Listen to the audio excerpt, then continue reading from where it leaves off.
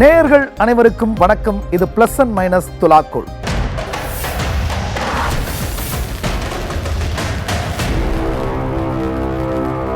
ஒவ்வொரு வாரமும் ஒரு திரைப்படத்தை பார்த்துட்டு திரையரங்கத்திலிருந்து வெளியில் வரும் பொழுது நமக்கு ஒரு புதுவிதமான அனுபவம் நம்மை சூழ்ந்துக்குது. அந்த வகையில் இந்த வாரம் நாம் திரையரங்கத்தில் பார்த்த திரைப்படம் ரெட் ஃப்ளவர். இந்த ரெட் ஃப்ளவர் திரைப்படம் நமக்கு எப்படியான அனுபவத்தை கொடுத்துச்சு, அந்த படத்தில் இருக்கிற ப்ளஸ் என்ன மைனஸ் என்ன எல்லாத்தையும் இந்த நிகழ்ச்சியில் ரொம்ப நுட்பமாக பார்க்க போகிறோம். வாங்க நிகழ்ச்சிக்கு போகலாம்.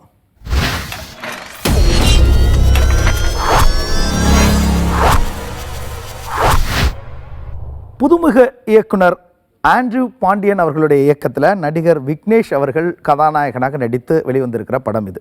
இந்த படத்தினுடைய கதையை பற்றி பார்த்தோம் அப்படின்னா, படம் துவங்குறதே 2047 இந்தியா எப்படி இருக்குமோ அந்த சூழலிருந்து தான் கதை தொடங்குது. கிட்டத்தட்ட 22 வருடங்களுக்கு பிறகு இந்தியாவும் இந்திய அரசும் இந்தியாவினுடைய இராணுவ அமைப்பும் எப்படி இருக்கும் அப்படிங்கிறத கற்பனையில் காட்சிகளாக நமக்கு முன்னாடி பதிவு பண்ணியிருக்காங்க.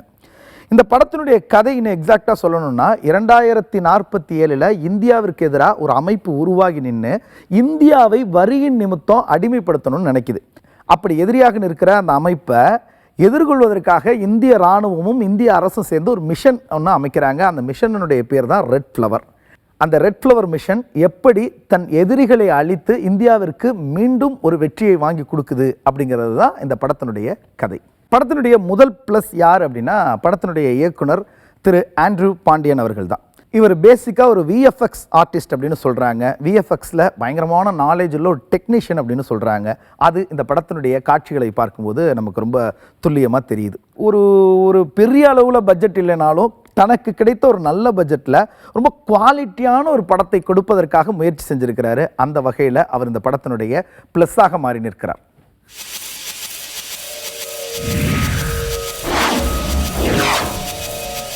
படத்தினுடைய அடுத்த ரொம்ப முக்கியமான ப்ளஸ் யார் அப்படின்னா, படத்தினுடைய இசையமைப்பாளர் சந்தோஷ் ராம் அவர்கள் தான்.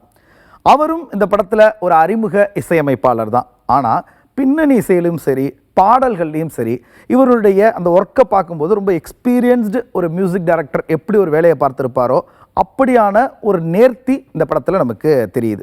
இந்த படத்தை ஒரு ஹாலிவுட் தரத்துக்கு கொடுக்கணும் அப்படிங்கிற ஒரு முயற்சி இந்த குழுவுக்கு இருக்கிறது இந்த படத்தை பார்க்கும்போது நம்மளால் புரிஞ்சிக்க முடியுது. அவர்களுடைய அந்த முயற்சிக்கு கூடுதல் பலம் சேர்க்கிற விதமாக சந்தோஷ் ராம் அவர்களுடைய இசையும் அமைந்தது இந்த படத்துக்கு கூடுதல் பலம். ஆக இந்த படத்தினுடைய அடுத்த ப்ளஸ்ஸாக இசையமைப்பாளர் சந்தோஷ் ராம் மாறி இந்த படத்தை மக்களின் மனதில் ஒரு படி அப்படி மேலத்துக்கு வைக்கிறார்.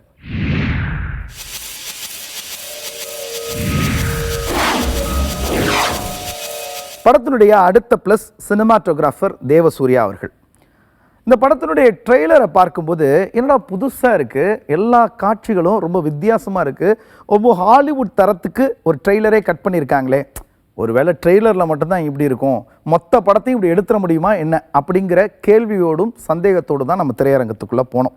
ஆனால் படம் முழுக்கவே அந்த காட்சி அமைப்புகள் இருக்கு இல்லையா, எல்லாமே ஒரு ஹாலிவுட் குவாலிட்டிக்கு அதற்கு நிகரான இல்லைனா அது கொஞ்சம் அருகாமையில் ஒரு குவாலிட்டிக்கு இவங்க ட்ரை பண்ணியிருக்காங்க.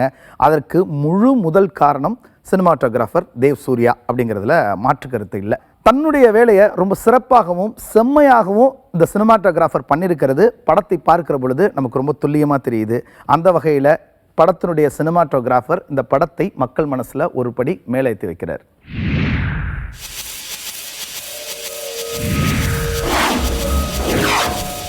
படத்தினுடைய அடுத்த ப்ளஸ் யார் அப்படின்னா, அதுவும் இயக்குனர் திரு ஆண்ட்ரூ பாண்டியன் அவர்கள் தான். இப்படியான ஒரு கதையை தேர்ந்தெடுப்பது அப்படிங்கிறது கொஞ்சம் சாதாரண விஷயமாக கூட இருக்கலாம். ஆனால் அந்த கதைக்கு தேவையான காட்சி அமைப்புகளை உருவாக்குறது இருக்கு இல்லையா, அது கடும் சவால் அப்படிங்கிறது இந்த படத்தை நம்ம பார்க்கும்போது நமக்கு தெரியும். ஒரு பெரிய ஹீரோ இருந்திருந்தார்னா அந்த படத்துக்கு வேறு விதமான பட்ஜெட் கிடச்சிருக்கும். ஆனால் விக்னேஷ் மாதிரி ரொம்ப பெரிய ஸ்டார் வேல்யூ இல்லாத ஒரு நபர் ஹீரோவாக நடிக்கும் பொழுது அதில் ப்ராக்டிக்கலாக என்னென்ன பிரச்சனைகள் வந்திருக்கும் அப்படிங்கிறத சினிமாவுக்கு வெளியில் இருக்கிற நபர்களாலேயே புரிஞ்சிக்க முடியும். அந்த சவால்களை எல்லாம் எதிர்கொண்டு தன்னால் முடிந்தவரை ஒரு சிறப்பான படத்தை கொடுத்துடணுங்கிற முயற்சியோட படத்தினுடைய இயக்குனர் அந்த காட்சிகளை அமைத்த விதம் இந்த படத்தை ஒரு தரம் பார்க்கலாண்டா அப்படின்னு சொல்ல வைக்குது. அந்த வகையில் இந்த படத்தினுடைய இயக்குனர் மீண்டும் இந்த படத்தை மக்கள் மனசில் ஒருபடி மேலே ஏற்றுறார்.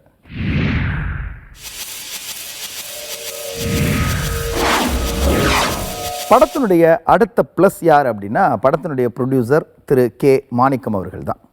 பொதுவாக இப்போது தமிழ் சினிமா இருக்கிற சூழலில் புதுசாக ஒரு ப்ரொடியூசர் வந்து ஒரு படத்தை எடுக்கிறது அப்படிங்கிறது ரொம்ப ரொம்ப பிரச்சனைக்குரிய, ஐயோ சரியாக வருமா அப்படின்னு யோசனைக்குரிய ஒரு விஷயமாக மாறி இருக்கிற சூழலில் பெரிய ஸ்டார் வேல்யூ இல்லாமல் குடும்பங்கள் வந்து பார்க்கும்படியான ஒரு கதை அம்சம் இல்லாத ஒரு ஆக்ஷன் ட்ராமாவை நம்பி எடுப்பதற்கு களத்தில் இறங்கி கிட்டத்தட்ட ஒரு பெரிய பட்ஜெட்டில் இந்த படத்தை தயாரித்ததற்காகவே திரு மாணிக்கம் அவர்களை நம்ம பாராட்டலாம். படத்தினுடைய கதை என்ன கேட்டுச்சோ, அந்த காட்சிகளுக்கு எது தேவையாக இருந்ததோ அதை சரியாக எடுக்கணும் அப்படிங்கிறதுக்கு பர்ஃபெக்டான ஒரு பட்ஜெட்டை கொடுத்து இந்த படத்தை திரைக்கு கொண்டு வந்த கே மாணிக்கம் அவர்கள் இந்த படத்தினுடைய ப்ளஸ்ஸாக மாறி மக்கள் மனசில் இந்த படத்தை ஒரு படி அப்படி மேலே தூக்கி வைக்கிறார்.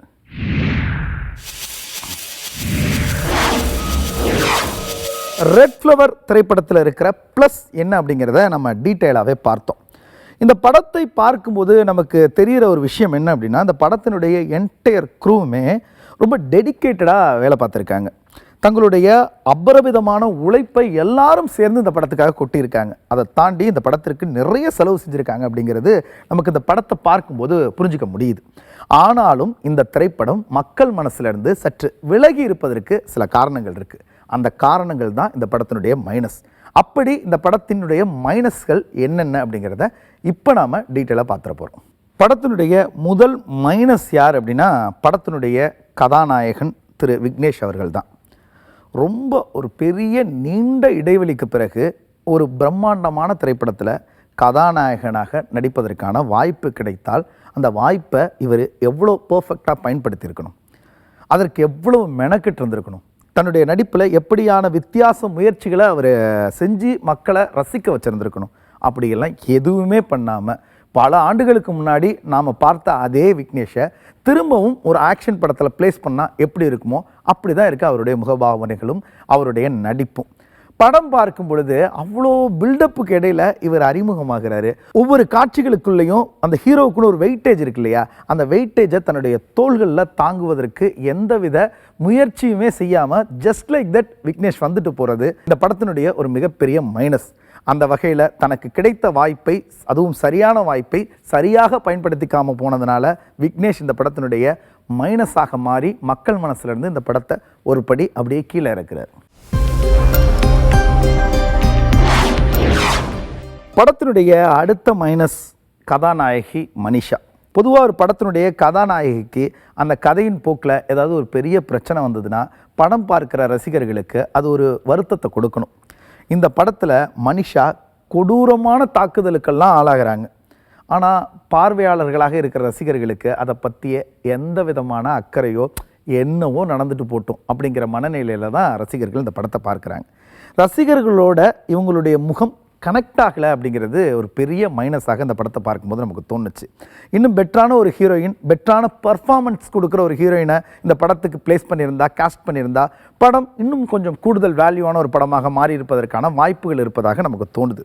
ஸோ தனக்கு கிடைத்த வாய்ப்பை கதாநாயகியும் சரியாக பயன்படுத்தி கொள்ளாத காரணத்தினால் மக்கள் மனசிலிருந்து இந்த படம் ஒரு படி இறங்குவதற்கு கதாநாயகி மனிஷாவும் ஒரு காரணமாக மாறி நிற்கிறார். ஸோ மனிஷா இந்த படத்தினுடைய அடுத்த மைனஸ்.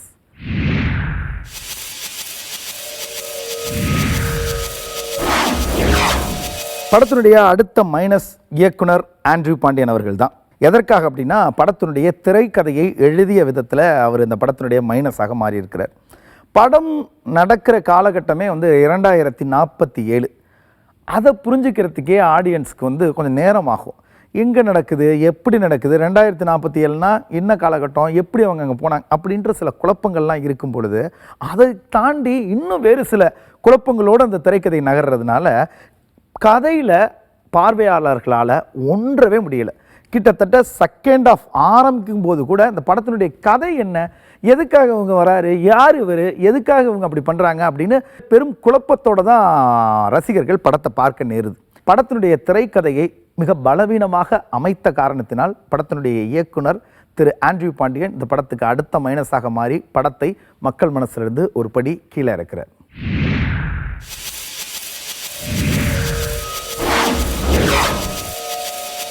படத்தினுடைய அடுத்த மைனஸ் வசனங்கள்.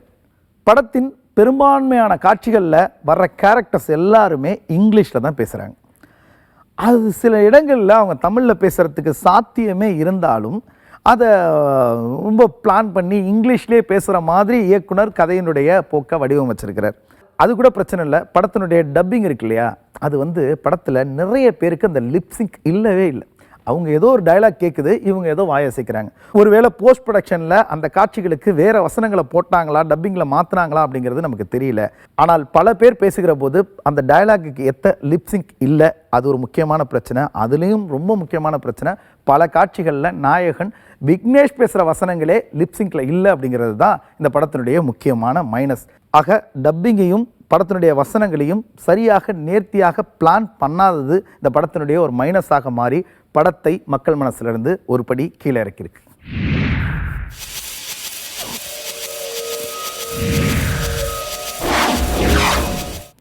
படத்தினுடைய அடுத்த மைனஸ், அதுவும் இயக்குனர் ஆண்ட்ரூ பாண்டியன் அவர்கள் தான். இந்த படத்தில் இது தேவையே இல்லையே அப்படின்னு நம்ம நிறைய இடங்களில் சொல்லலாம். அப்படி நிறைய இடங்களில் சொல்கிற 2 விஷயத்தை நான் சொல்கிறேன். இந்த படத்தில் கதாநாயகன் விக்னேஷ் டூயல் ரோல் பண்ணுறதுக்கு தேவையே இல்லை. இந்த படத்தில் அவ்வளவு ஆபாச காட்சிகள் வைக்க வேண்டிய அவசியமே இல்லை. படத்தை பார்க்கிற பொழுது அனாவசியமாக நிறைய வயலன்ஸ் சீக்வன்ஸ் இருக்கிறது படம் பார்க்குற நமக்கு ஒரு அயற்சியை மட்டும் இல்லை, என்னடா அது அப்படிங்கிற ஒரு வெறுப்புணர்ச்சியுமே நமக்கு வர்றதை தவிர்க்க முடியல. ஆக படத்தில் தேவைக்கு அதிகமான வயலன்ஸ் காட்சிகளை வைத்து படத்தை மக்கள் மனசிலிருந்து கொஞ்சம் அப்படி விலக்கி வச்ச காரணத்தினால இந்த படத்தினுடைய இயக்குனர் ஆண்ட்ரூ பாண்டியன் அவர்களே மீண்டும் இன்னொரு மைனஸாக மாறி இந்த படத்தை மக்கள் மனசிலிருந்து ஒரு படி கீழே இறக்கிறார்.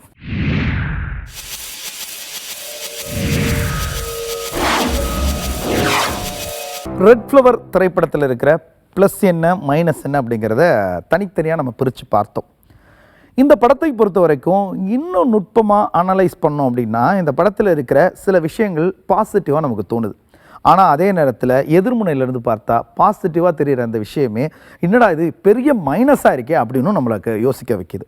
அப்படி இந்த படத்தில் பாசிட்டிவாக இருக்கிற விஷயம் எதுன்னு பார்த்தோம் அப்படின்னா, எந்த விதமான ஸ்டார் வேல்யூமே இல்லாத ஒரு கதைக்கு இவ்வளோ பிரம்மாண்டமான ஒரு பொருட்செலவை கொடுத்து அந்த காட்சிகளாக்கி மக்களுக்கு கொண்டு போய் சேர்க்கணும் அப்படின்னு இந்த படக்குழுவினர் எடுத்துக்கிட்டாங்க இல்லையா ஒரு முயற்சி, அந்த முயற்சி இந்த படத்தினுடைய ப்ளஸ்.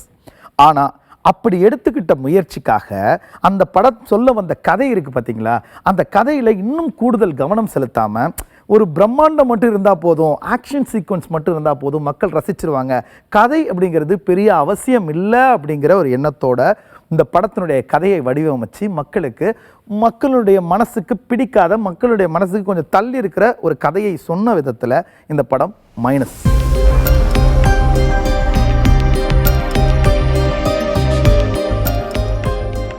படத்தினுடைய அடுத்த மைனஸ் என்ன அப்படின்னா, இந்த படத்தில் கதாநாயகன் டியூயல் ரோல் பண்ணியிருக்காரு. அதை நம்ம பார்த்தோம். டியூயல் ரோல் தேவையே இல்லைன்றதை நம்ம பேசணும். அதை தாண்டி சரி ஓகே டியூயல் ரோல் தான் ஹீரோவுக்கு அப்படின்னு முடிவானதற்கு பிறகு கதாநாயகன் விக்னேஷ் 2 கதாபாத்திரங்களுக்கும் இடையில் ஒரு பெரிய வித்தியாசத்தை காட்டியிருக்கணும்ல. கெட்டப்லேயும் சரி, வாய்ஸ் மாடுலேஷன்லேயும் சரி, இல்லை அந்த பாடி லாங்குவேஜ்லேயும் சரி, எந்த விதமான மாற்றத்தையும் காட்டாமல் அப்படியே இந்த வர்றது நாயகன் விக்னேஷா இல்லை வில்லன் விக்னேஷா அப்படி ஒரு குழப்பத்தை மக்களுக்கு ஏற்படுத்துகிற விதமாக தன்னுடைய நடிப்பில் எந்த விதமான மெனக்கெடலும் இல்லாமல் 2 கேரக்டர்களுக்கும் ஒரே மாதிரியான நடிப்பை கொடுத்தது அப்படிங்கிறது இந்த படத்தினுடைய ரொம்ப முக்கியமான மைனஸ். ஆனால் அதே நேரத்தில் படத்தினுடைய மற்ற கதாபாத்திரங்கள், நம்ம தலைவாசல் விஜயிலிருந்து, நாசர் சார்லேருந்து, ஒய்ஜி மகேந்திரன்லேருந்து இப்படியான கேரக்டர்கள் இந்த படத்துக்கு ரொம்ப அழகான ஒரு நடிப்பை வழங்கியிருக்காங்க. மற்ற நடிகர்கள் எல்லோரிடமும் இருந்து ஒரு சிறப்பான நடிப்பை வாங்கிய விதம் இந்த படத்தினுடைய ப்ளஸ்.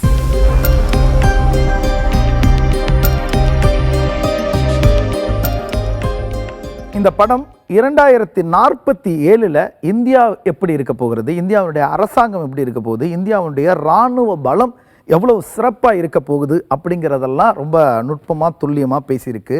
அந்த வகையில் இந்த விஷயம் இந்த படத்துக்கு ப்ளஸ் தான்.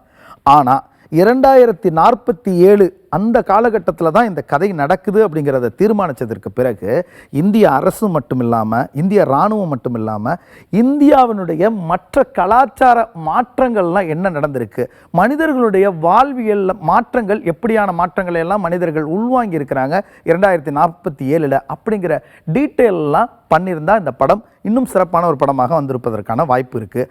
அப்படி எந்த முயற்சியும் இல்லாமல் முழுக்க இராணுவம் இராணுவ தளவாடங்கள், இராணுவ அதிகாரிகள் எப்படி 2047 இருப்பாங்க அப்படிங்கிறத மட்டுமே ஃபோக்கஸ் பண்ணி காட்டினது படம் பார்க்கும் நமக்கு ஒரு மிகப்பெரிய அயற்சியை கொடுக்குது அப்படிங்கிறத தவிர்க்க முடியல. அது இந்த படத்தினுடைய ஒரு முக்கியமான மைனஸ்.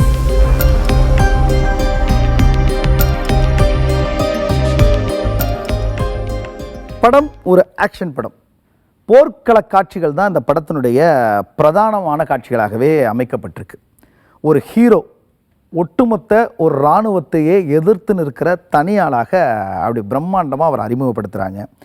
அவருடைய இன்ட்ரோக்கு ஒரு ஃபைட் சீக்வன்ஸ், அந்த ஃபைட் சீக்வன்ஸ் எப்படி இருந்திருக்கணும், எவ்வளவு பிரம்மாண்டமாக இருந்திருக்கணும், எவ்வளவு ஒரு மாஸாக இருந்திருக்கணும்.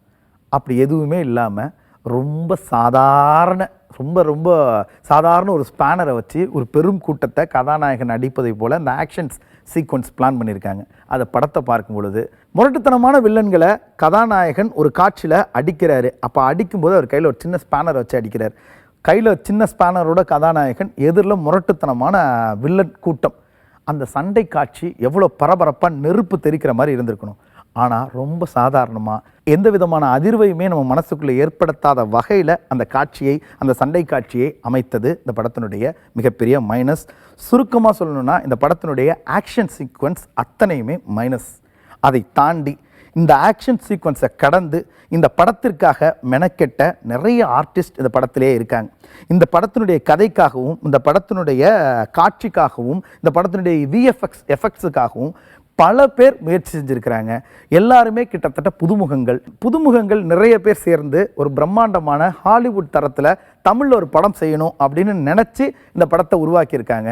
அவர்களுடைய முயற்சி வீண் போயிடுச்சுன்னா சொல்லிட முடியாது. கிட்டத்தட்ட ஒரு ஹாலிவுட் தரத்திற்கான ஒரு படத்தை தான் தமிழ் ரசிகர்களுக்கு அவங்க கொடுத்துருக்காங்க. ஆனால் அந்த படத்தினுடைய கதையிலையும் காட்சிகளையும் சில மாற்றங்கள் பண்ணியிருந்தால் அந்த படம் இன்னும் பெரிய வெற்றி படமாக மாறி இருக்கும். ஆனாலும் அவர்களுடைய இந்த முயற்சி இந்த படத்தினுடைய ப்ளஸ்.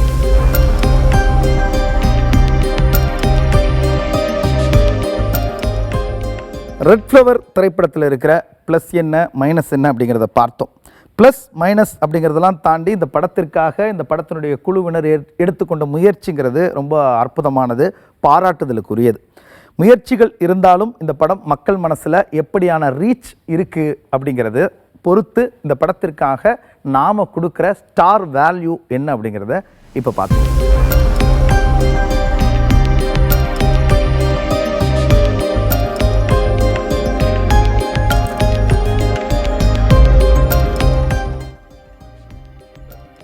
ரெட் ஃப்ளவர் திரைப்படத்திற்கு நம்முடைய நிகழ்ச்சி வழங்கியிருக்கிற நட்சத்திர மதிப்பீடு 3. நேர்களே, மீண்டும் அடுத்த வாரம் வேறு ஒரு திரைப்படத்தோடும் அந்த திரைப்படம் சார்ந்த விமர்சனத்தோடும் உங்களை சந்திக்கிறோம். அது வரைக்கும் உங்களிடமிருந்து விடைபெறுகிறேன். நன்றி, வணக்கம். இது ப்ளஸ் அண்ட் மைனஸ் துலாக்கோ.